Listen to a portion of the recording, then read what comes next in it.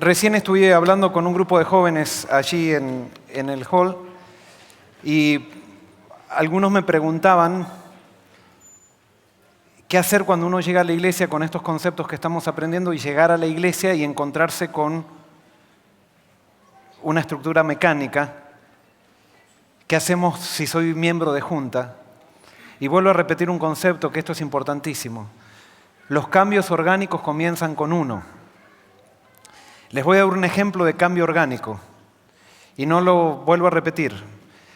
Quiero agradecer a Oscar, porque gracias a Oscar, que sin conocerme una vez me invitó hace 2 años, yo puedo estar aquí. Y quiero agradecerle a Daniel, porque también pensó que podía servir en este evento. Y yo, que hace 3 años que no vengo, puedo notar el crecimiento que se está dando aquí. Puedo notar, ya cuando vine la primera vez que estuve 3 semanas, hablé mucho con Oscar y le decía que me encantaba el ambiente de aquí de España. Creo que las cosas aquí en España están dadas como para hacer un gran cambio.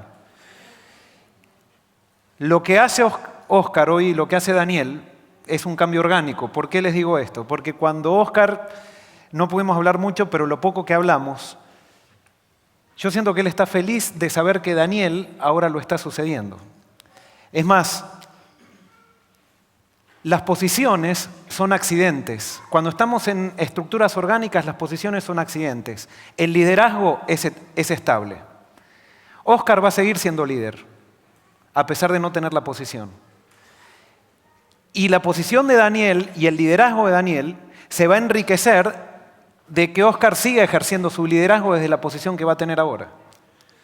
Y es por eso que cuando hay cambios orgánicos, los movimientos se van fortaleciendo cada vez más, porque los líderes no se aferran a las posiciones, porque no nos identificamos por la posición que tenemos, sino que nos identificamos por el servicio que le damos a Cristo. Y cuando Cristo nos llama a una posición, vamos a esa posición. Si nos llama, como a Pablo, si lo llamaba a servir en el Ateneo Romano, estaba sirviendo desde el Ateneo Romano. Si lo llamaba a servir desde un calabozo, desde el calabozo servía a Dios. Eso es movimiento. Y es por eso, por ejemplo, yo estoy tratando de hacer cambios orgánicos desde mi posición pastoral. Yo no voy a cambiar la conferencia, puedo cambiar mi iglesia. El maestro de escuela sabática puede cambiar su escuela sabática. Pero en mi iglesia tomamos una decisión en la Junta de Nombramiento que ningún anciano, primer anciano, va a ser primer anciano más de 2 términos. Terminados 2 términos, ese primer anciano sabe que en nuestra iglesia no puede ser más anciano, por lo menos por un tiempo, y después puede ser elegido primer anciano, para evitar eso de que una persona tome posesión de la iglesia y que todos se estén formando para ser todos posibles ancianos. Y de esa manera todos nos damos cuenta entonces que las posiciones son accidentes. El liderazgo es estable y todos podemos ejercer liderazgo desde el lugar donde estamos. Y es por eso que yo, Daniel, nuevamente te agradezco. Para mí ha sido una experiencia hermosa. Yo ahora llego a mi familia. Ayer me mandó un email mi esposa que me dijo unas cosas que no les puedo contar a ustedes, que solamente las puedo oír yo, pero después me dijo que todos los días, o sea, a pesar de que he sido 4 días, mi esposa y mis hijitos oran por mí, especialmente mi hijita de 2 años, en nuestro culto familiar, ora por papá para que le vaya bien aquí. Y yo siento que Dios se manifestó. Y lo veo por el interés de ustedes, no en mí, sino en lo que presenté. Y esta es la mayor evidencia, porque ustedes y yo somos posmodernistas. Si hay interés, es que realmente este mensaje de movimiento realmente llega a la mente posmodernista. No es mi mensaje, es el mensaje de la Biblia. Y por eso una de las cosas que Elena de White dice que Dios nunca le revela una verdad a una persona por separado, sino que le revela la verdad a varias personas al mismo tiempo.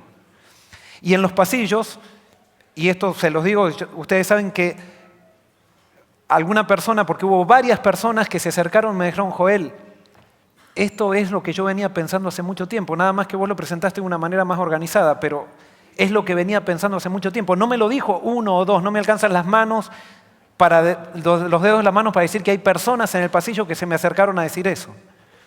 O sea, esta verdad no es mi verdad, es la verdad de la Biblia. Y no hay nadie mejor que los jóvenes para captar esta verdad. Y por eso yo le agradezco a Dios que me ha dado esta oportunidad, te agradezco, Daniel, le agradezco al grupo de JAE, que me encanta. La vez pasada le dije a Óscar, este grupo de pastores me fascina. Me hice la vez pasada muy amigo de Estefan Albu, y a pesar de que con Estefan nos escribimos un email cada año, lo mismo pasa con Daniel y eso, cuando nos encontramos parece como que nos hubiéramos visto ayer. Porque eso es la iglesia.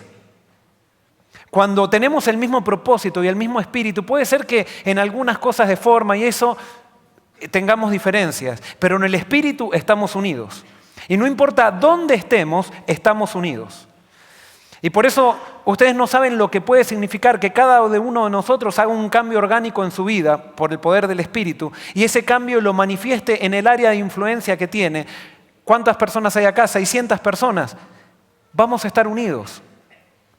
Y hagamos el cambio en el lugar donde estemos y Dios va a hacer, las consecuencias van a estar en las manos de Dios y nosotros no sabemos lo que Dios puede hacer porque con 70 personas Dios revolucionó el mundo. ¿Cuánto más con 600? Pero tiene que haber entrega, tiene que haber propósito. Y ya, nunca ha sido, cuando estaba charlando en el hall, pusieron un moderador, se armó espontáneamente un moderador, había una moderadora y alguien que me marcaba el tiempo. Nunca me marcaron tanto el tiempo como en este fin de semana, pero está muy bien porque lo importante es el evento y tenemos que colaborar en ese sentido para que el evento realmente termine. Todo gracias. Aunque no lo crean, en mi juventud hice mucho deporte. Pero voy a tomar un poco de agua.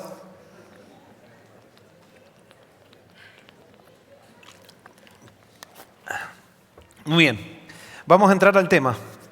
Las cosas que deben suceder pronto. ¿Les parece que hacemos una oración? Señor, en este tema realmente vamos a descubrir por qué somos adventistas. Hay un movimiento levantado por ti, Señor, con un propósito. No es un privilegio, es una responsabilidad, pero que a la vez trae un privilegio. No sabemos por qué nos elegiste para formar parte de este movimiento, pero sabemos que lo has hecho. Y te pido que a través de este tema confirmes nuestra identidad de adventistas y que esa identidad esté basada en un verdadero cristianismo. Que nos transformemos, Señor, en personas usadas por ti para crear un camino para tu venida. Gracias por contestar esta oración. Porque te la pido en el nombre de Jesús. Amén. Hace unos años estaba predicando en mi iglesia. Yo era pastor de la iglesia de Battle Creek, una iglesia hispana, que ahí tuve la oportunidad de plantar. Y entonces un americano que era ingeniero venía sábado por medio, parece aprender español, a escuchar mis sermones. Entonces un día cuando estaba saliendo de la iglesia, me dice, Joel, si te doy un librito, ¿lo leerías? Sí, le digo, ¿de qué se trata el libro? Me dice, es un libro de profecía. Está bien, le digo. Sí, me interesa, le digo, no, así, pero lo vas a leer porque muchas veces se lo he dado a personas que me dicen que lo van a leer y no lo leen. Sí, le digo, dámelo que lo voy a leer. Entonces después me dice, cuando lo termines de leer, por favor, yo quiero que vengas a casa, comemos ahí, compartimos la mesa y discutimos qué es lo que te pareció el libro, los conceptos del libro. ¿Está bien? Entonces al otro sábado me trajo un librito chiquitito, yo me lo llevé y lo empecé a leer. Y cuando leía ese libro de profecía, había unas cosas que eran muy interesantes, pero digo, esto es rarísimo, súper raro. Y me parecían algunas cosas que no tenían sentido. Pero como había quedado que lo iba a leer, lo leí todo y entonces, pero para cultura general me pareció muy bueno. Entonces después cuando llegó la hora lo llamé y le digo, mira, ya lo terminé de leer el libro, bueno, el sábado a la tarde venía a casa. Entonces, bueno, me preparé el sábado y yo preparé todos mis argumentos, mis baterías de argumentos proféticos para hacer una exponencia ahí, digamos, para impresionar un poco y mostrar que yo sé algo de profecía.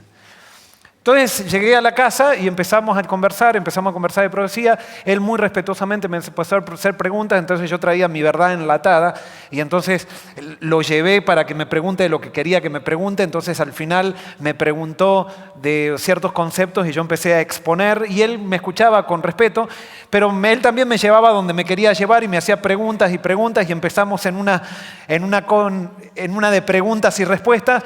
Y al final me llevó a un lugar y me hacía preguntas con respeto y yo no tenía respuesta. Y me hacía otra pregunta y no tenía respuesta. Y ese sábado de tarde salí de esa casa convencido que yo enseñaba profecía de acuerdo a lo que me habían enseñado, pero nunca había estudiado profecía por mí mismo para descubrir en la Biblia lo que es la profecía. Yo enseñaba profecía lo que me habían enseñado en el seminario. Pero cuando me enfrentaban con ciertas preguntas del texto, no tenía respuesta. Y eso pasó hace unos 10 años.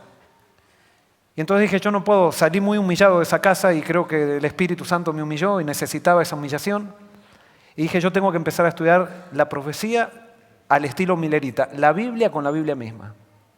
Y empecé a estudiar hace 10 años.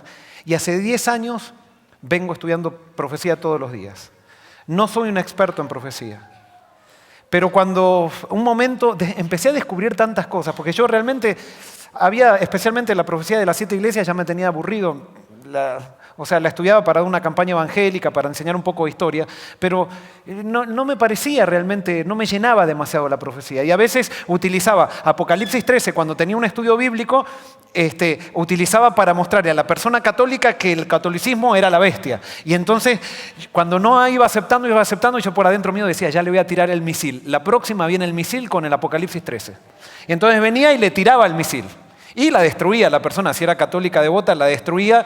En muchos casos la persona se convencía, pero nunca entraba a la iglesia porque quedaba tan dolorida que nunca entraba a la iglesia porque no se podía recuperar de ese dolor. O otras veces sí las convencía y entraban a la iglesia para denunciar, ahora se transformaban en denunciantes de su iglesia pasada. Empecé a estudiar profecía y me empecé a dar cuenta que la profecía Dios la dejó con otro propósito. Y empecé a descubrir cosas que realmente trajeron reavivamiento a mi vida. Y ahora lo que voy a compartir, a raíz de eso, publiqué un libro que realmente no pensaba que iba a haber tanto interés y si no hubiera traído más. Pero si alguien quiere ese libro lo puede conseguir en internet, palibrio.com. Yo ahora les voy a presentar la introducción al libro, pero de alguna manera define por qué somos adventistas. Si alguien también quiere, muchos me preguntaron, muchos me pidieron el email, les soy sincero, yo doy el email, pero no sé si voy a poder contestar. Yo dedico las mañanas para producir material. Entonces escribo en Facebook todos los días una meditación, cuando puedo todos los días una meditación, instilando estos principios, de discipulado. Por eso yo nunca me metía en Facebook y le decía a mi esposa, cuando me meta en Facebook va a ser para misión. Y desde que me metí lo uso para misión y me parece una herramienta poderosísima para hacer misión Facebook. No para hacer sociabilidad, me parece muy peligrosa para hacer sociabilidad, pero para hacer misión me parece que es espectacular. Y por eso si a alguien le interesa continuar puede mandarme una invitación por Facebook y yo lo voy a aceptar y podemos seguir comunicándonos por Facebook, pero yo me voy a comunicar a través de las meditaciones. No puedo entrar a chatear o hacer mensajes particulares, sino porque no puedo. Simplemente no porque no quiera, sino porque no puedo y tengo un compromiso con mi esposa que no voy a usar Facebook para sociabilidad. No solamente con mi esposa, sino con Dios también. Porque como pastor, en estos últimos años he visto muchos casos de infidelidad que comenzaron por Facebook. Y con eso no quiero decir, pero por eso tenemos que tener cuidado. Muy bien. Vamos a entrar directamente en el tema. Siempre me gusta hablar más de lo que tengo que hablar. Muy bien, la pregunta es, ¿Cristo viene pronto o se tarda? ¿Qué les parece? ¿Cristo viene pronto o se tarda?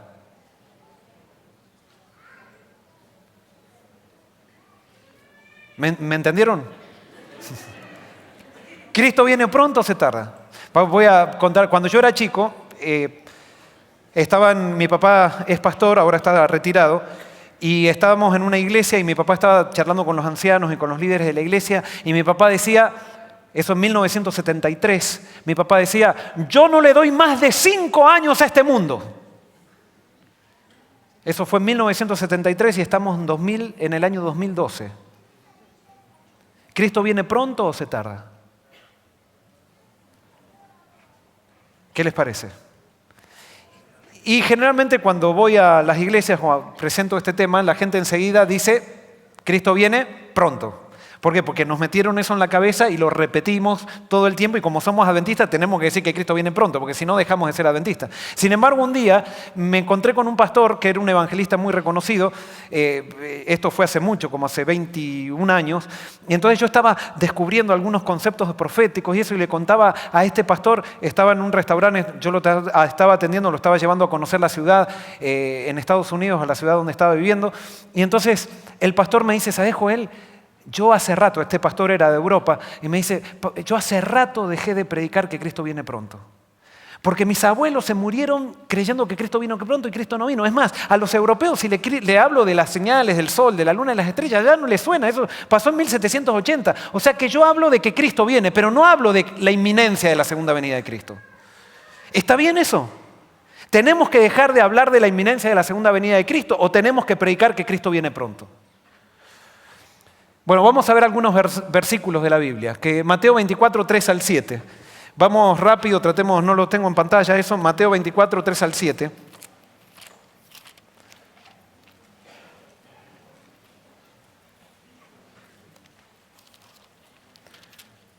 Mateo 24, 3 al 7, dice así.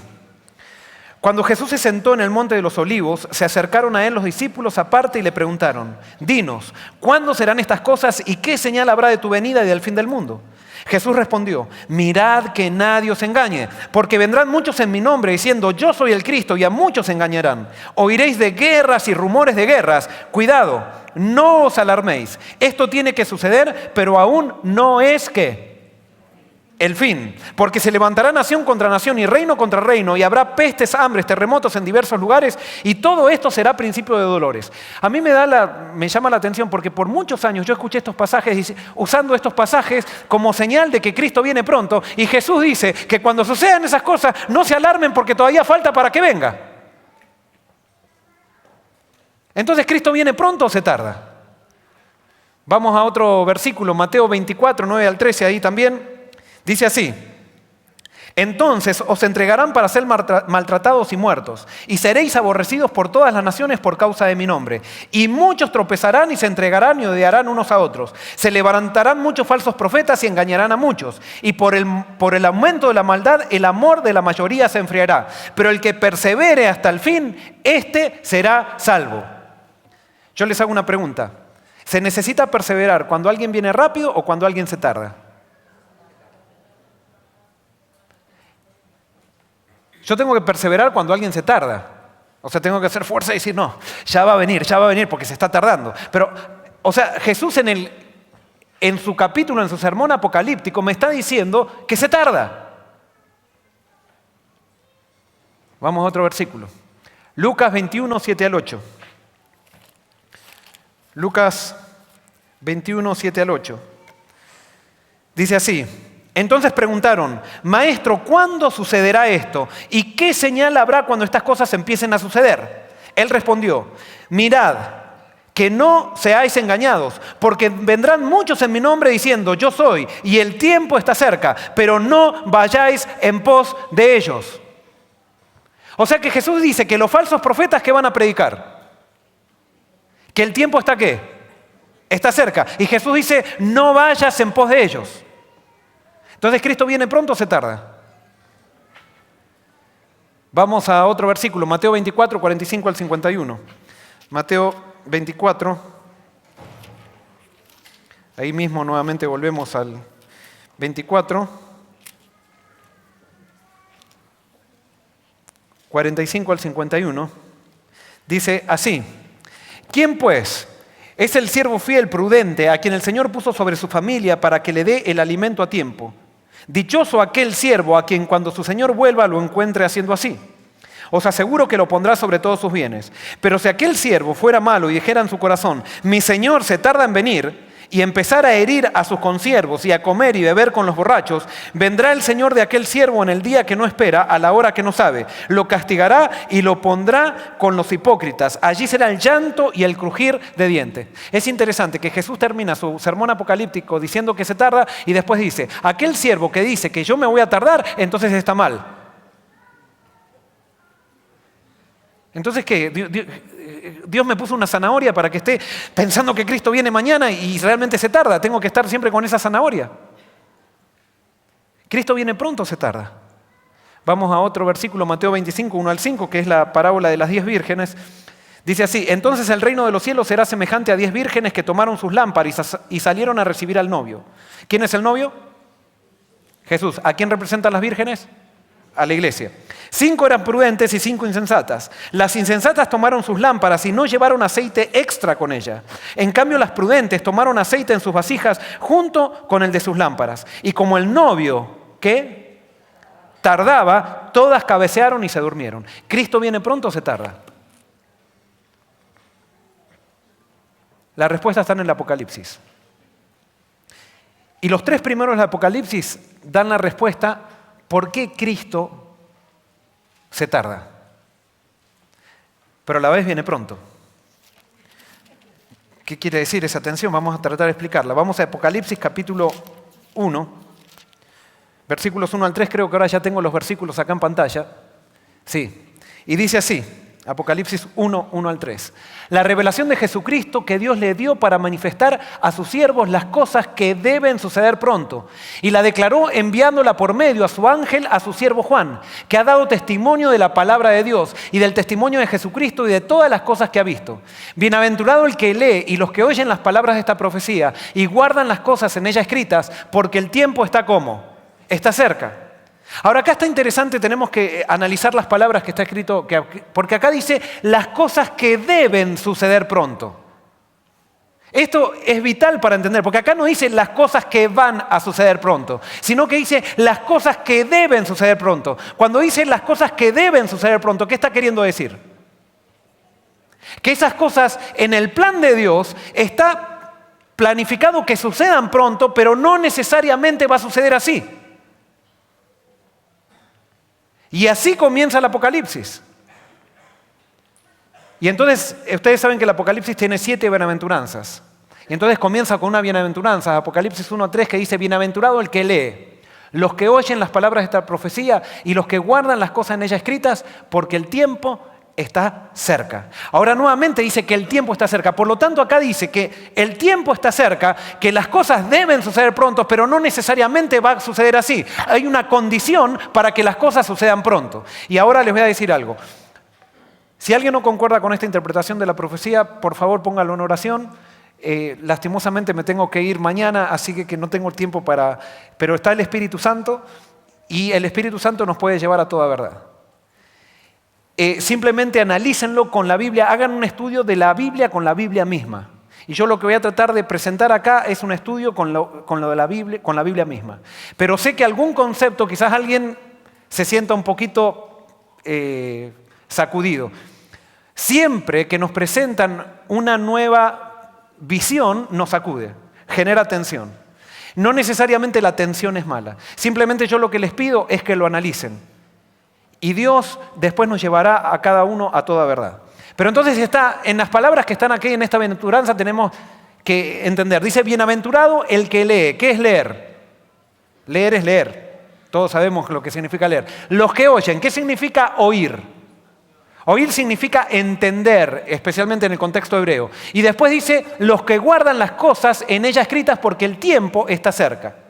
Después tenemos la anteúltima bienaventuranza en Apocalipsis 22, 7 al 9. Dice, he aquí que vengo pronto, bienaventurado, pero ahora no dice el que lee y oye, sino que dice el que guarda las profecías, de las palabras de esta profecía, de este libro. Yo, Juan, soy el que oyó y vio estas cosas. Y después que las hubo oído y visto, me postré para adorar a los pies del ángel que me mostraba estas cosas. Pero él me dijo, mira, no lo hagas, porque yo soy consiervo tuyo, de tus hermanos los profetas, y de los que guardan las palabras de este libro. Adora a Dios. Nuevamente aparece la frase "he aquí vengo pronto", pero está conectada con el hecho de guardar las palabras de este libro.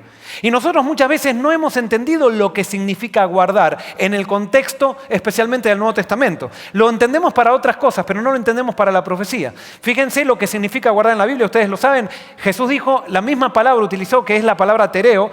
Si me amáis, ¿qué dice? Guardad mis mandamientos. ¿Qué es guardar los mandamientos? ¿Es ponerlos en un baúl? ¿Qué es guardar? ¿Qué entendemos nosotros por guardar? Es obedecer, es cumplir. Fíjense otro versículo en Juan 15:10, que Juan justamente es el que escribió el Apocalipsis, así que él sabe estos términos, los usan en el Apocalipsis. Lo escribió primero y después escribe el Evangelio de Juan. Dice, si guardareis mis mandamientos, permaneceréis en mi amor, así como yo he guardado los mandamientos de mi Padre y permanezco en su amor. Nuevamente utiliza la palabra tereo en el concepto de cumplir los mandamientos. Entonces, ¿qué significa guardar en la Biblia? Guardar en la Biblia significa cumplir u obedecer. Entonces ahora volvemos a la profecía, a la bienaventuranza. Dice, bienaventurados los que guardan las palabras de esta profecía. En otras palabras dice, bienaventurados los que cumplen u obedecen esta profecía.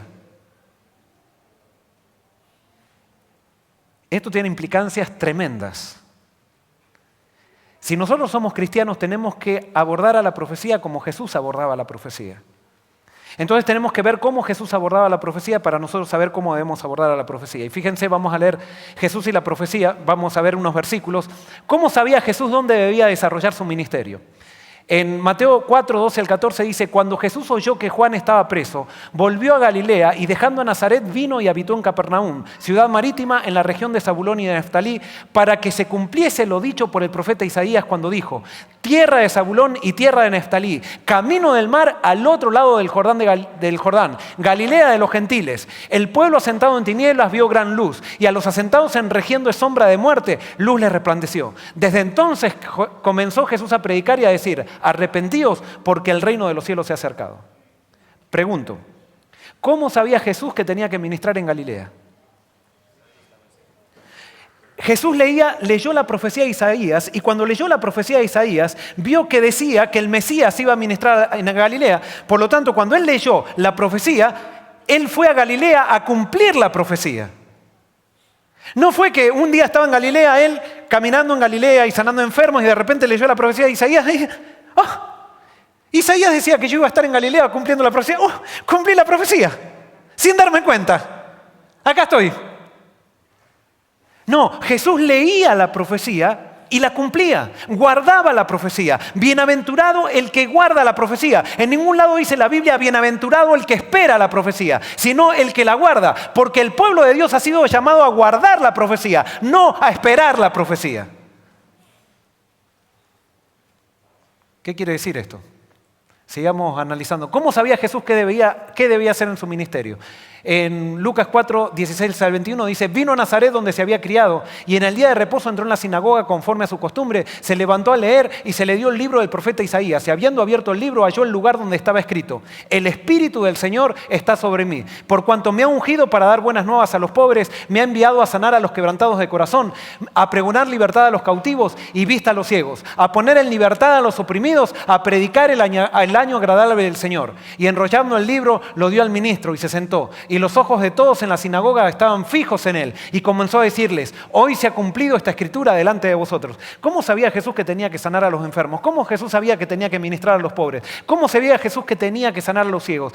Jesús lo había leído en la profecía. Y como lo había leído en la profecía, él tenía total seguridad de su ministerio y hacía lo que la profecía decía. Otro ejemplo, Mateo 8, 16 y 17. Cuando llegó la noche, trajeron a él muchos endemoniados y con la palabra echó fuera a los demonios y sanó a todos los enfermos. ¿Para qué? Para que se cumpliese lo dicho por el profeta Isaías cuando dijo, él mismo tomó nuestras enfermedades y llevó nuestras dolencias. Jesús cumplía la profecía. Se olvidó Jesús de la profecía en los momentos de su agonía, fíjense.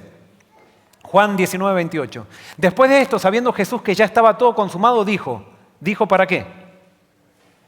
Para que la escritura se cumpliese, tengo sed. ¿Dónde había leído Jesús que el Mesías, cuando esté por morir, iba a decir, tengo sed? ¿Dónde lo iba a decir? ¿Dónde lo leyó, perdón? En los salmos. Había salmos mesiánicos que señalaban la obra del Mesías. Y Jesús estudió esos salmos mesiánicos y él sabía que cuando el Mesías iba a morir, iba a decir, tengo sed. Entonces, cuando estaba en la cruz, él se acordó de lo que había leído y para que se cumpliese la profecía, dijo, tengo sed, porque era una manera de confirmarle a los discípulos que él era el Mesías. Pero ahora que estamos tan acostumbrados a los teléfonos inteligentes y todo eso, nosotros pensábamos también que la profecía es inteligente y entonces la profecía me agarra. Y yo sin darme cuenta cumplo la profecía. No, de acuerdo a la Biblia, yo tengo que leer la profecía, oír la profecía y cumplirla. Eso es lo que hace el pueblo de Dios. ¿Cómo medía Jesús los tiempos de su ministerio? Y esto es interesante. Un día Pedro se acerca a Jesús para impresionarlo a Jesús. Pedro quería mostrarle que él estaba aprendiendo. Entonces se acerca a Jesús y le dice, Maestro, ¿cuántas veces tengo que perdonar a mi hermano? 7, le dice Pedro. Pedro sabía que los fariseos decían que solamente una vez se podía perdonar y no más. Es como esas personas que dicen, una vez que me la hacen, olvídate. Y entonces cuando le dijo 7, pensaba que Jesús le iba a decir, muy bien, Pedro, estás aprendiendo 7.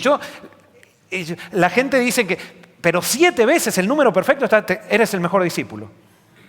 Y Jesús siempre chasquea. Siempre te chasquea con tus propios esquemas. Y entonces Jesús le dice, no te digo que 7, 70 veces 7.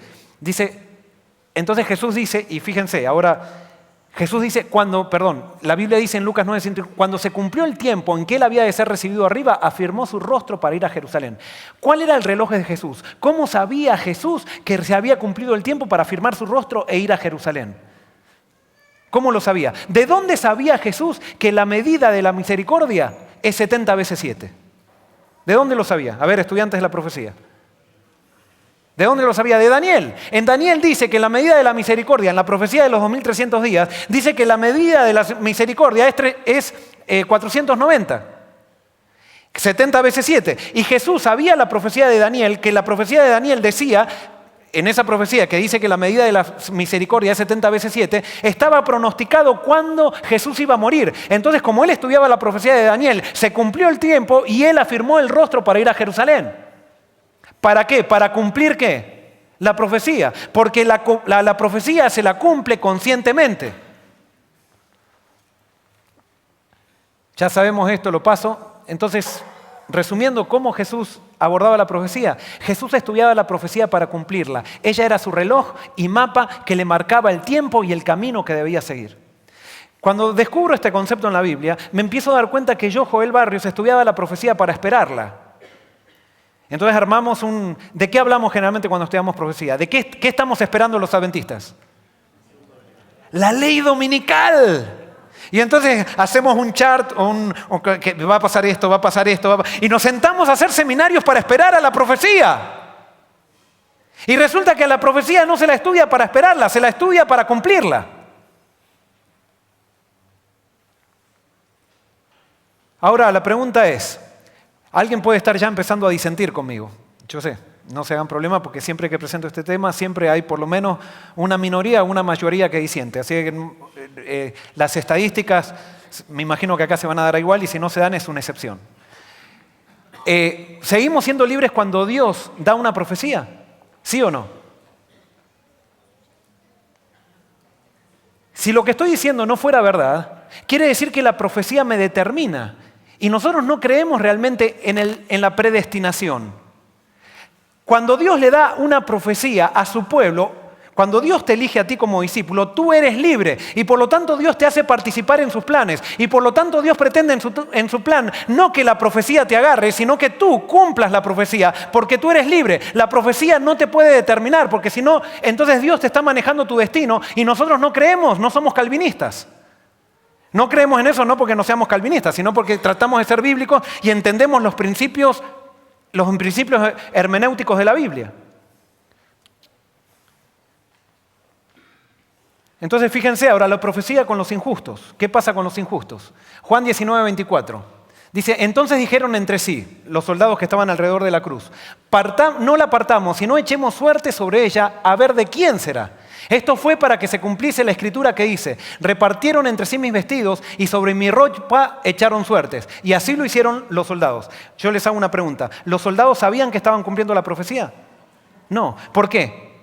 Porque no eran pueblo de Dios. Y como no son pueblo de Dios, están en un mundo de esclavitud. Y por lo tanto, si la profecía los determina, Dios no violenta su justicia porque ellos ya son esclavos. Y por lo tanto, a las personas que no están en el pueblo de Dios, la profecía los determina. A los que están en el pueblo de Dios, la profecía la tienen que cumplir. Y por eso nosotros, vieron cuando decimos Dios profetizó cosas para Israel. Y nosotros vemos que esas profecías en Israel no se cumplieron. Entonces, ¿cómo le llamamos a esas profecías? Condicionales le llamamos, porque no se cumplieron. ¿Por qué no se cumplieron? Porque Israel no quiso cumplirlas. Y entonces decimos, no tenemos ningún problema de decir, esas son profecías condicionales. Es que siempre para el pueblo de Dios las profecías son condicionales, porque Dios espera participación del pueblo de Dios en la profecía, porque bienaventurado es el que lee, el que oye y el que guarda. Y al final del Apocalipsis dice, he aquí yo vengo pronto, bienaventurado el que guarda las palabras de este libro. Pero vuelvo a repetir, y perdonen, no estoy denunciando nada. Acá simplemente estamos compartiendo cosas. Pero Joel Barrios era una de las personas que daba seminarios para esperar la profecía. Y que me gustaba ir a ver dónde se hablaba de profecía y me sentaba para esperar que se cumpla la ley dominical y todo eso. Y resulta que ahora me doy cuenta que la profecía yo la tengo que cumplir. Y si la estoy esperando me va a agarrar. Y si me agarra estoy perdido. Isaías 45:1, para que vean cómo se da esto. Acá tenemos un caso mixto que es muy interesante. Dice, así ha dicho Jehová su ungido, a Ciro, al cual tomé yo por su mano derecha para sujetar naciones delante de él y desatar lomos de reyes, para abrir delante de él puertas y las puertas no se cerrarán. Isaías 44:28 dice, ¿qué dice de Ciro? Es mi pastor y cumplirá todo lo que yo quiero. Al decir a Jerusalén, serás edificada y el templo de Dios será fundado. Les hago una pregunta. Cuando Ciro estaba conquistando Babilonia, ¿él sabía que estaba cumpliendo la profecía? Pregunto, ¿sí o no? No, no sabía. ¿Por qué no sabía? Porque él era injusto. Entonces estaba cumpliendo la profecía porque era injusto. Era esclavo del sistema de pecado. Pero sin embargo, Ciro conoce, ¿a quién conoce en Babilonia? A Daniel. Y según el espíritu de profecía, nosotros sabemos que nos dice que Ciro se convirtió. O sea que cuando Ciro se convierte, él comienza a estudiar la profecía, pero ahora comienza a estudiar para guardarla. Y en Isaías 44:28, o sea, Daniel le muestra la profecía de Isaías, le dice que esta profecía decía que él daría un decreto para edificar Jerusalén. Y fíjense lo que dice Crónicas, el mismo Ciro lo dice, dice, mas el primer año de Ciro, rey de los persas, para que se cumpliese la palabra de Jehová por boca de Jeremías, es Isaías, pero dice Jeremías, Jehová despertó el espíritu de Ciro, rey de los persas, el cual hizo pregonar de palabra y también por escrito por todo su reino diciendo, así dice Ciro, rey de los persas, Jehová, el Dios de los cielos, me ha dado todos los reinos de la tierra, y él me ha mandado que edifique casa en Jerusalén. ¿En dónde le mandó Dios a Ciro que edifique casa en Jerusalén? En la profecía de Jerusalén que está en Judá. Quien haya ante vosotros de todo su pueblo, sea Jehová su Dios con él y suba. Fíjense qué interesante. Cuando Ciro era injusto, cumplía la profecía sin darse cuenta. Cuando él se convirtió, entonces ahora leyó la profecía e hizo cumplir la profecía. Porque el justo cumple la profecía, guarda la profecía. Conclusión, y es un poquito larga la conclusión, no terminé todavía. Yo no sé si ustedes empiezan a dar cuenta que esto tiene implicaciones tremendas. Ahora, ¿se dan cuenta por qué Cristo no vino? ¿Por qué Cristo no vino? A ver si... Porque no hemos guardado la profecía, nos hemos sentado a estudiar profecía para mostrar que sabemos más, que somos la iglesia que más profecía sabe. Y la esperamos, pero no la cumplimos. Y es por eso que Cristo no ha venido. La razón no está en Dios que no vino, sino que está en nosotros. ¿Por qué? Porque la Biblia dice claramente que desde el tiempo del fin, desde 1844, se cumple el tiempo del fin. Y entonces, de acuerdo a esta interpretación, y no pido que la crean, ustedes analicen después en sus casas, de acuerdo a lo que creo que la Biblia dice, Desde 1844 en adelante, Cristo podría haber venido en cualquier generación, pero no vino porque no hubo todavía una generación que realmente quiera que Cristo venga. Todas las generaciones adventistas, y ahora perdonen, voy a hablar de la iglesia adventista, sí, vamos a un congreso y esperamos que el próximo congreso sea en el reino de los cielos, pero nadie lo cree eso. Nadie lo cree. Y alguien puede decir, ¿y cómo sabes que no lo creen? ¿Quién sos vos para decir que no lo creen? Porque no vivimos para el reino de los cielos, vivimos para quedarnos en esta tierra. Nuestras obras, nuestra manera de ver la religión, nuestra manera de hacer evangelismo muestra que no queremos ir al reino. Y no digo, estoy hablando de manera general, y ya van a ver por qué hablo de manera general. Hay excepciones, y van a ver, y ojalá que tú y yo estemos en las excepciones. Desde el tiempo, como les decía, desde ese tiempo no ha habido una generación que desee que Cristo venga. La primera generación, Dios había preparado todo para que la primera generación vea a Cristo venir en las nubes. Pero ¿qué pasó? No sé si ustedes saben un poco de historia eclesiástica, pero en 1888 Dios trajo el mensaje esencial que la iglesia tenía que predicar. ¿Qué era lo que tenía que predicar la iglesia?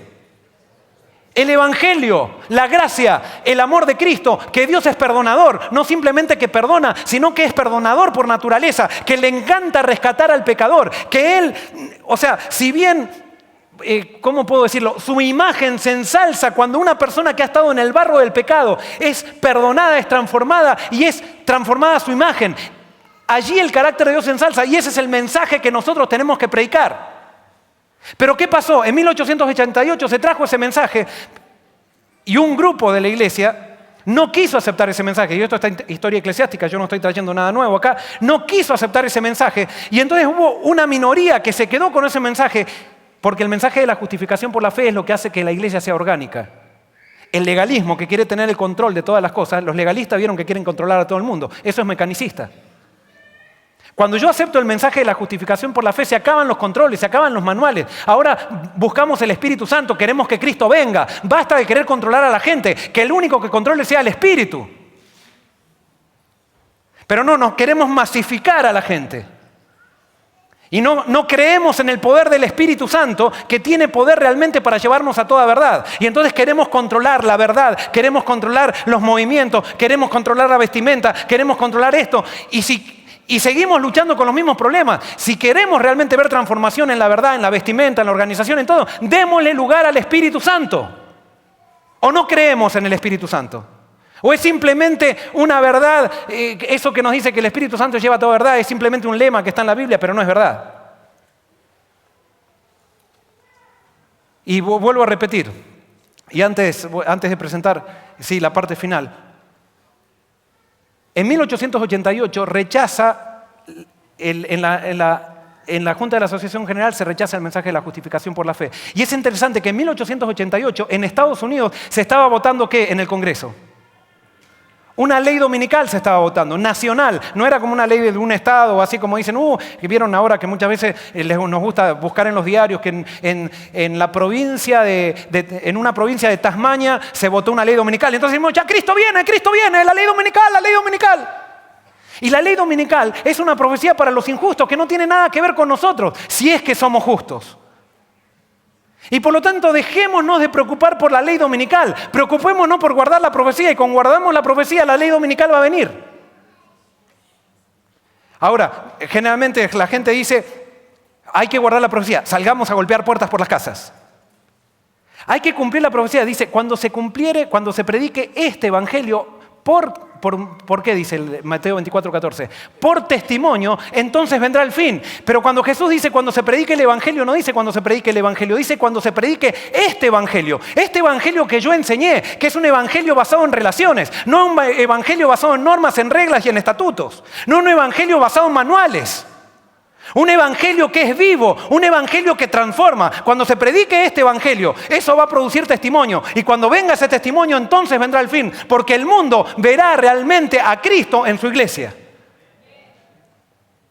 Es el evangelio que es poder para salvación. Y vuelvo a repetir un concepto que ya dije. Al evangelio tú no lo necesitas ayudar. Es poder, es como una dinamita. Tú lo tiras y explota. No necesitas estar tratando de meter el evangelio para que se convenza con un argumento y decirle al evolucionista que tiene que ir al zoológico, como le dije ayer. No, esas son cosas superfluas que no tienen nada que ver. Predica el evangelio al evolucionista y va a ser una bomba para el evolucionista. Predícale el evangelio al agnóstico y va a ser una bomba para el agnóstico. Porque el evangelio es poder, pero ese poder primero se tiene que manifestar en tu vida y en la mía. Y por eso ustedes van a analizar la primera profecía del Apocalipsis, que es la profecía de las 7 iglesias. Es un llamado para que la iglesia acepte el evangelio. Pero a nosotros nos gusta empezar con Apocalipsis 13, hablando de la bestia y diciendo que los católicos están perdidos y que son la bestia y que se van a ir al infierno. Cuando la profecía comienza con una denuncia al pueblo de Dios. ¿Y qué sería cumplir la profecía? Es arrepentirnos, es buscar el Espíritu, eso es cumplir la profecía. No es salir a golpear puertas. Cuando nos arrepintamos y cuando estemos llenos del Espíritu, entonces va a tener sentido el golpear puertas. Entonces la pregunta es, pastor, entonces no vamos a hacer nada hasta que nos arrepintamos. Es que tú te puedes arrepentir hoy. O necesitamos un seminario para arrepentirnos. O una escuela de entrenamiento de 2 meses para arrepentirnos. Porque ahora es todo entrenamiento. Para tomar decisiones, para conseguir church planting, cómo hacer crecimiento de iglesias. Todo es un seminario, un entrenamiento. Y resulta que la gente va a seminarios, pero no hace lo que los seminarios dicen. Y como decía un pastor, hice un seminario, en una sesión, hicieron un seminario que era oración. Entonces fueron las personas, llegaron con sus libritos y dijeron, aquí es donde va a dar el seminario de oración. Entonces el pastor le dice, no, acá vamos a orar. Entonces no me interesa. Entonces se fue. Entonces nosotros nos encanta analizar la profecía, pero realmente la queremos cumplir a la profecía. Lo que determina que somos adventistas es que estemos dispuestos a cumplir la profecía. Y no vamos a estar dispuestos a cumplir la profecía si es que no estamos llenos del Espíritu Santo y queremos ser fieles a Dios. Entonces ahora un ejemplo para que ustedes vean, Números capítulo 1, versículos 1 al 3. Dios en cada generación hace un censo. Y censa para ver si tiene un pueblo preparado. Y fíjense, Números capítulo 1. Y ustedes saben que todo el Apocalipsis está basado en el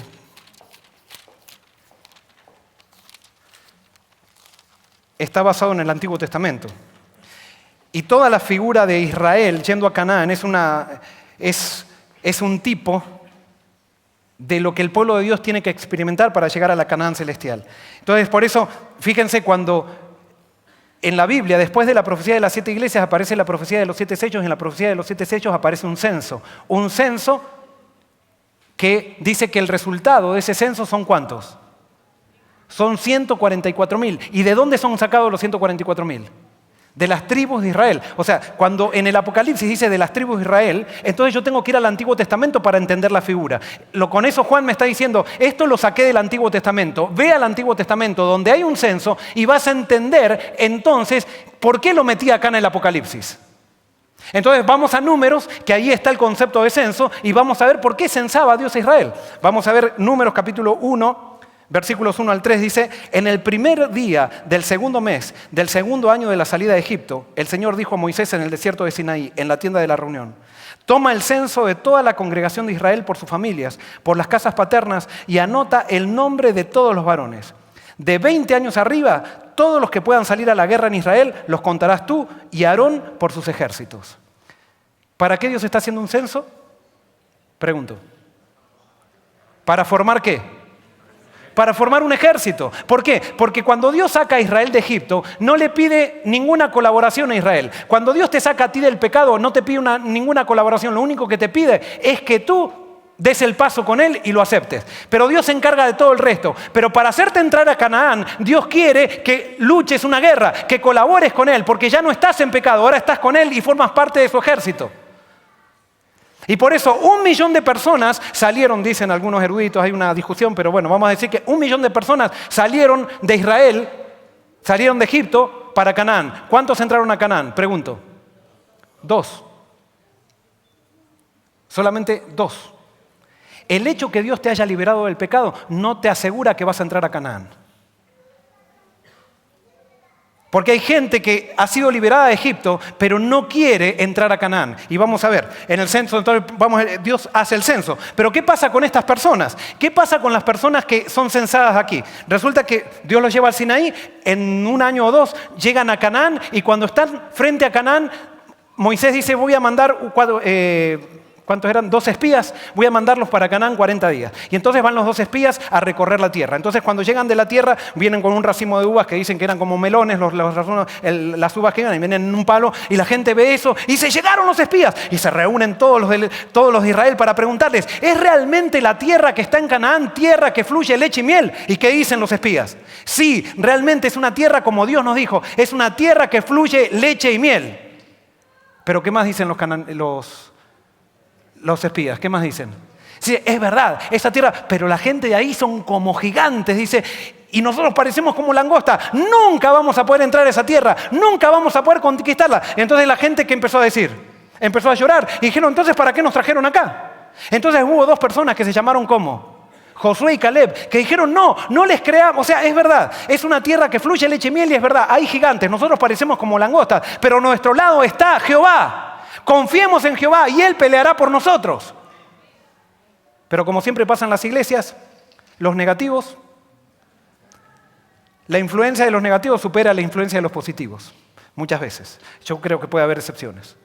Y entonces dice que Caleb y Josué trataban de llamar al pueblo, de llamarlos a la reflexión y decirles, vamos, entremos. Y entonces el pueblo, ¿qué quiso hacer? Se empezaron a enojar. ¿Por qué?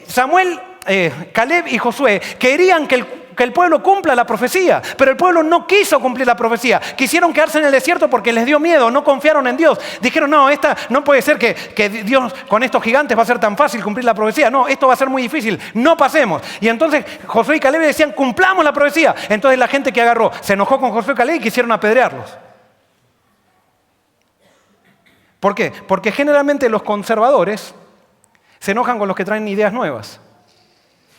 Porque son totalmente decir que hay gigantes y que Dios nos va a ayudar. Sí, está bien, yo creo en Dios, pero son gigantes.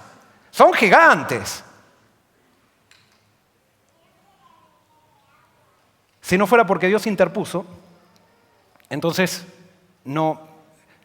¿qué pasó? Ahora Moisés se va a hablar con Dios y Dios dice, muy bien, no quieren entrar a Canaán, como yo soy un Dios justo, les voy a dar lo que ellos piden, porque el juicio de Dios es darle a cada uno lo que quiere. El juicio no es que Dios te da lo que Él quiere. Dios nunca quiere darte la muerte. Dios te da lo que tú quieres, porque es justo, te tiene que dar lo que tú quieres. Entonces Dios dice, le dice, me imagino con lágrimas, le dice, yo ya quería que ustedes estén ahí adentro. O sea, pero bueno, ¿quieren estar en el desierto? Está bien, 40 años en el desierto, hasta que se mueran todos los que no quieran entrar. Entonces, ¿qué pasó? Va Moisés y le dice, muy bien, ustedes no quieren entrar, no van a volver a Egipto tampoco, porque Dios no les va a dejar volver a Egipto, pero está bien, quédense en el desierto 40 años hasta que mueran todos, entonces la próxima generación. Entonces cuando escucha eso Israel, ¿qué dice? No, entonces vamos a ir a pelear. Entonces agarraron un ejército y se fueron a pelear y se metieron en Jericó y en todos los lugares y los gigantes los aplastaron como langostas. Porque cuando Dios te llama es el momento de responder, no puedes esperar. Las oportunidades se dan, de ti depende aprovecharlas. Entonces no es cuestión, yo no sé, o sea, yo puedo predicar acá 3000 cosas, pero si el Espíritu Santo te está hablando hoy, no dejes pasar este momento. No dejes pasar este momento. No endurezcas tu corazón. Porque posiblemente la verdad no venga en el paquete que tú esperabas, pero posiblemente justamente esa es la evidencia de que viene de Dios. Porque cuando Dios piensa, no piensa de acuerdo a tus pensamientos, sino que es de acuerdo a sus pensamientos. No es tu lógica, sino que es la lógica de Él. Y eso justamente implica tener fe. Tener fe es renunciar a mis ideas de Dios para entrar en la idea de Dios mismo. Entonces, ¿qué pasó? Esa generación volvió al desierto. ¿Y qué pasó con esa generación? Después vamos a Números 26 al 41, 1 al 4. Números 26, 1 al 4, y les explico lo que pasa. Termina la generación esa. Mejor dicho, muere casi toda la generación, no toda la generación, y entonces nuevamente están al borde del Jordán.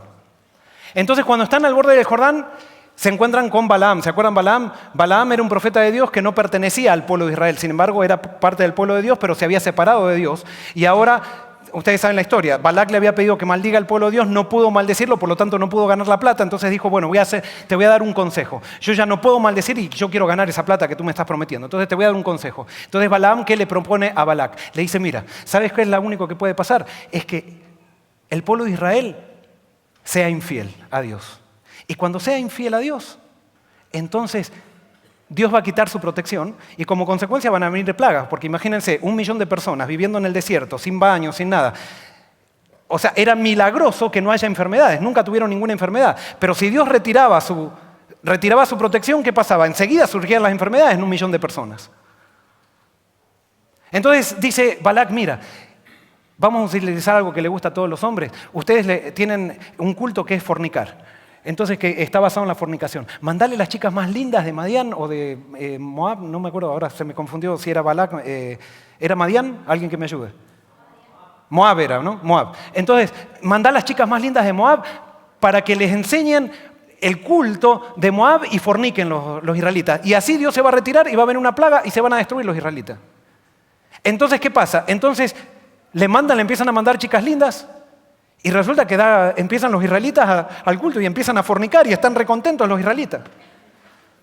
Y entonces, ¿qué pasa? Comienza a venir una plaga. Y entonces comienza a dar resultado el plan de Balaam. Y me gustaría ustedes lean la cuestión de Baal Peor. O sea, pero es interesante porque los que fornican incluso son príncipes.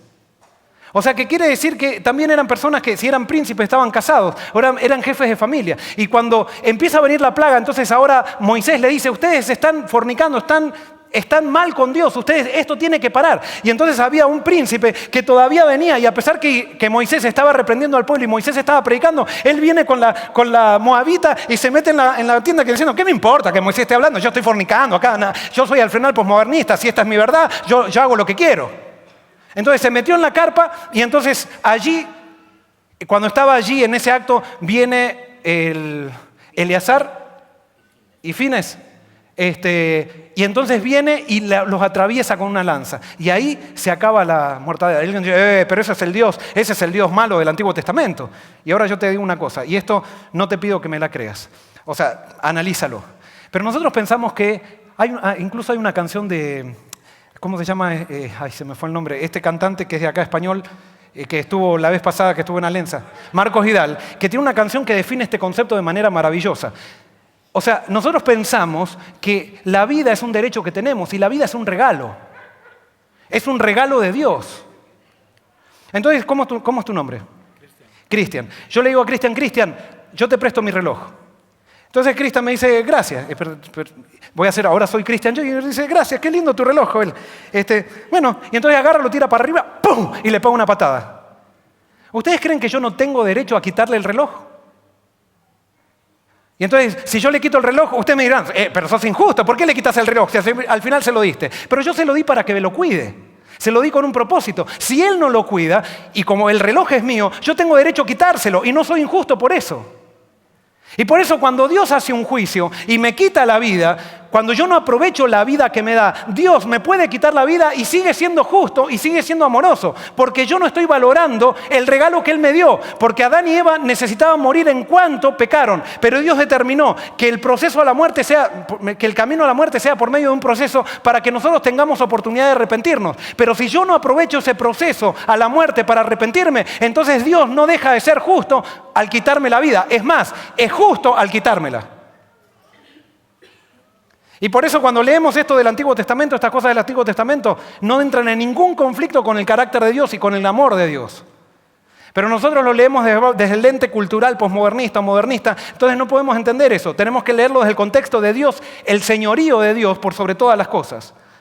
Pero no voy a entrar en ese tema. La cuestión es que, entonces, para la plaga, y ahora sí vamos al cierre, en Números, fíjense lo que dice en Números, capítulo 26, Números,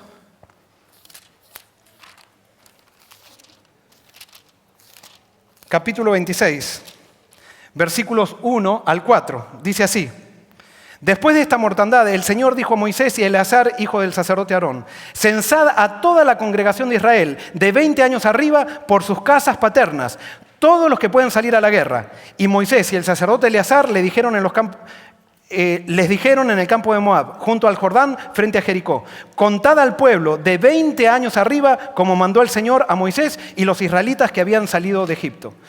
Y ahora fíjense lo que dice el 63 y 65. Estos son los contados por Moisés y el sacerdote Eleazar, que contaron a los israelitas en los campos de Moab, junto al Jordán, frente a Jericó. Entre estos, ninguno hubo de los contados por Moisés y el sacerdote Aarón en el desierto de Sinaí. La plaga de Baal Peor terminó de aniquilar a aquellos que no quisieron entrar a Canaán 40 años antes, y ahora quedó una nueva generación. Y cuando surge la nueva generación, ¿qué hace Dios? ¿Hace un qué? Hace otro censo. En cada generación Dios hace un censo para ver si hay una generación que quiere entrar a Canaán. Y por eso aparece un censo en el Apocalipsis. Me gustaría explicarles algunos conceptos más del Apocalipsis para que entiendan que el Apocalipsis no es un libro que está en el pasado, no es un libro de historia, es un libro de profecía específicamente, y es un libro de profecía para la última generación. Dios está esperando y cada generación hace un censo. Y tengo la sospecha, no es que tengo la sospecha, sino que desde 1844 hasta ahora no ha habido ninguna generación que ha querido que Cristo venga. Es un lema nomás. Somos adventistas de palabra, pero realmente no queremos que Cristo venga porque no queremos cumplir la profecía. Porque sabemos, todos hablamos, cuando éramos chicos íbamos al club de exploradores y practicábamos la persecución y un montón de cosas más. Eran todas cosas. Es que no tenemos que practicar que nos van a perseguir, tenemos simplemente que arrepentirnos. Eso es lo único. Pedir ser llenos del Espíritu Santo, estar dispuestos a hacer un reavivamiento, pero no solamente un reavivamiento, sino una reforma para transformar esto en un movimiento orgánico para que realmente terminemos la obra que Dios nos encomendó. Y entonces ahora sí les digo, tengo la sospecha que mi generación tampoco quiere que Cristo venga. Y ¿saben qué? Desde que tengo esa sospecha yo me di cuenta que yo tengo 3 hijos. Y mis hijos no son perfectos porque yo no soy un padre perfecto, ni mi esposa es una madre perfecta, pero queremos pedirle a Dios realmente que se cumpla el ideal de Él en nuestra vida. Y desde que entendí este tema, yo ya no predico, no crío a mis hijos para que vayan a una buena universidad, para que se porten bien. Yo crío a mis hijos para que sean mártires. Me crío a mis hijos no para que se porten bien, sino para que sean luz donde sean, para que estén firmes a pesar de las presiones. Y eso requiere una tarea de los padres mucho mayor que la que le hemos asignado a lo que es la paternidad. Eso requiere el culto familiar todos los días. Eso requiere que cada noche vaya a la cama, al lado de la cama de mi hijo, y ore por cada uno de mis hijos y le pida a Dios que los salve de mí mismo y que realmente Él sea el padre de ellos. Pero nosotros hemos utilizado a la iglesia con todos los beneficios que nos ha dado el adventismo, que ha creado universidades, hospitales y todo eso. Ahora la idea es, vamos a ser adventistas profesionales. Entonces lo que queremos es que nuestros hijos sean adventistas, pero profesionales. Entonces los criamos para que sean profesionales, pero no tienen la pasión para que Cristo venga. Y cuánto hermoso sería que sean profesionales, pero que tengan la pasión. Pero a veces por la profesión perdemos la pasión. Y a veces vamos a las aulas de teología y entramos con todo el fervor a las aulas de teología y salimos como teólogos cuando terminamos teología y no tenemos ninguna pasión por la segunda venida de Cristo. Entonces tienen que cambiar las cosas, tenemos que vivir para que Cristo venga y tiene que haber un cambio. Entonces alguien puede decir, pero Joel, está siendo demasiado generalizado. ¿Qué quiere decir? ¿Que entonces todas las generaciones pasadas adventistas están perdidos? Yo soy adventista de 7ª generación. ¿Quiere decir que entonces no voy a ver a mi tatarabuela en el cielo? No estoy diciendo eso. ¿Por qué? Porque entre los espías había ¿qué? Había un Josué y Caleb. En cada generación ha habido Josués y Calebs. Y este concepto es maravilloso. No voy a tener tiempo para demostrarlo todo en la Biblia, pero sí les voy a dar algunas referencias. En cada generación ha habido Josué y Caleb que han tratado de contagiar a su generación, pero no han podido porque la influencia de los negativos ha sido más poderosa que la influencia de los positivos. Pero ellos han vivido y han muerto creyendo y viviendo para que Cristo venga. En la Biblia, en Daniel capítulo 12, versículos 1 al 3, dice que Dios, a esos de 1844 en adelante, que han vivido por la venida de Cristo, Dios le va a dar el privilegio de resucitarlos antes de la venida de Cristo. Eso se llama resurrección especial, para que ellos puedan ver aquello por lo cual vivieron, ver a Cristo venir en las nubes. A mí me pone la piel de gallina eso, es impresionante el amor de Dios. El amor de Dios, si tú estás viviendo para que Cristo venga, lo vas a ver a Cristo venir. Si Dios no pudo hacer un censo de formar 144,000, que no me importa si son literales o simbólicos, no importa eso, pero un grupo, Porque tiene que ser una comunidad que entre a la Canaán en tu generación. No importa, tú vive para que Cristo venga y tú vas a resucitar antes de que Cristo venga y te vas a unir a los 144,000 para ver a Cristo venir en las nubes. Porque si ese es tu deseo, es la voluntad de Dios que tu deseo se cumpla, porque Él te dará las peticiones de tu corazón. Esto es maravilloso. Por lo tanto, ahora yo tampoco trabajo para jubilarme y tener mi casita construida allá en la villa en Argentina, como los que conocen Argentina saben a qué me estoy refiriendo. O sea, no, ahora trabajo, yo quiero ser alguien, un Caleb y un Josué. No importa si Cristo no viene en mi generación, pero voy a tratar de contagiar a la mayor cantidad de gente posible para que nos acompañemos, para que formemos un movimiento. Y si no es nuestra generación, que sean nuestros hijos. Pero criemos a nuestros hijos para que sean mártires. No los criemos simplemente para que se porten bien o sean profesionales. Criemos a nuestros hijos para que estén transformados por el Espíritu, para que vivan una realidad que convenza al mundo. Ahora fíjense qué interesante. Ahora puede salir alguien de acá y decir, esta iglesia no quiso que Cristo venga, por lo tanto la iglesia adventista no sirve para nada, porque entonces yo voy a hacer mi propia iglesia. Porque siempre hay extremistas. Fíjense, Josué y Caleb, cuando llegaron a Canaán, ellos querían entrar a Canaán. Y Dios le dio una sentencia al pueblo y les dijo 40 años por el desierto. Josué y Caleb podrían haber dicho, ustedes fueron los que no quisieron, nosotros nos quedamos acá. En 40 años vengan a recogernos y entramos. No, Josué y Caleb tuvieron que caminar con la iglesia 40 años en el desierto, con una iglesia que era idólatra, con una iglesia que iba al peor, con una iglesia que no quería entrar, pero caminaron con esa iglesia tratando de contagiar a la próxima generación. Y yo estoy seguro que Josué y Caleb fueron los que hicieron la diferencia en esa generación que después pudo entrar. Y por lo tanto, cuando tú dices, no, la iglesia está corrupta, está llena de problemas, por lo tanto yo me voy a ir de la iglesia, vete de la iglesia, pero no vas a entrar a Canaán, te lo aseguro. Ni van a entrar tampoco a la iglesia que está en el desierto. Pero sí, en esta iglesia, que puede ser que yo soy parte de esta iglesia, y yo soy parte, si está corrupta la iglesia, yo estoy corrupto también. Pero entonces ahora lo que tú tienes que ver es que tú no seas cizaña. Pídele a Dios que te haga trigo, y Dios te va a hacer trigo, y comienza a contagiar a tu generación. ¿De qué se trata este mensaje? Acá estamos hablando a jóvenes. Ustedes son nuestra siguiente generación. Yo no sé por qué Dios me trajo acá. O sea, sé por qué Dios me trajo, pero intuyo que Dios con este mensaje, si hay todo lo otro, olvídenselo, pero esto yo creo que ustedes como jóvenes, y tengo la esperanza de que alguien lo capte, que alguien deje que el Espíritu lo convenza, porque tú has sido llamado a ser parte de los 144,000. Si estás acá, la razón por la cual entras a este movimiento no es para que seas parte de los 144,000. Y si tú no quieres ser parte de los 144,000, entonces la profecía te va a agarrar, pero no la vas a cumplir. Y si la profecía te agarra, estás perdido. Y alguien puede decir, no, entonces no hubiera conocido nada. Es que es un privilegio ser parte del último movimiento que va a preparar camino para la segunda venida de Cristo. Y por eso, cuando termina el Apocalipsis, dice, el espíritu y la esposa dicen, ven. Y el que oiga también diga, ven. Y el que tenga sed y quiera, venga y reciba el agua de vida gratuitamente. Cuando yo terminé de estudiar el Apocalipsis, que todavía lo sigo estudiando, entendí que acá Dios me hacía un llamado. El espíritu y la esposa es la iglesia. ¿Quién es la iglesia? Son las personas fieles que se basan en la palabra de Dios. Me dice, ven. Pero dice, si yo oigo, ¿qué tengo que hacer? Tengo que decir, ven. Y yo vine hoy a decirte, ven. Yo vine hoy a decirte, ven. Yo no soy mejor que tú. Pero yo no puedo decir, yo soy parte de los 144,000. Yo lo único que te puedo decir es que yo sí le pido a Dios ser parte de los 144,000. Y quiero ser parte a pesar de que no tengo ganas de que Cristo venga, porque yo me he dado cuenta que yo no tengo ganas de que Cristo venga. Y de que descubrí esto, empecé a orar para que Dios me dé las ganas de verlo. Y cuando tú le pides a Dios algo que es de acuerdo a su voluntad, Dios lo cumple. Y lo veo en mis hijos. Como les digo, yo no tengo una familia perfecta, y mucho menos, pero incluso nuestras imperfecciones nos han hecho buscar a Dios. Y cuando mi hijo viene la mañana y dice, estoy cansado de hacer el culto. La otra vez nos dijo eso mi hijo, y entonces lo juntamos con mi esposa y le decimos, Jeremías, ¿sabes qué? ¿Por qué hacemos el culto? Esto es lo que nos mantiene a nosotros unidos. Es Dios el que nos mantiene unidos.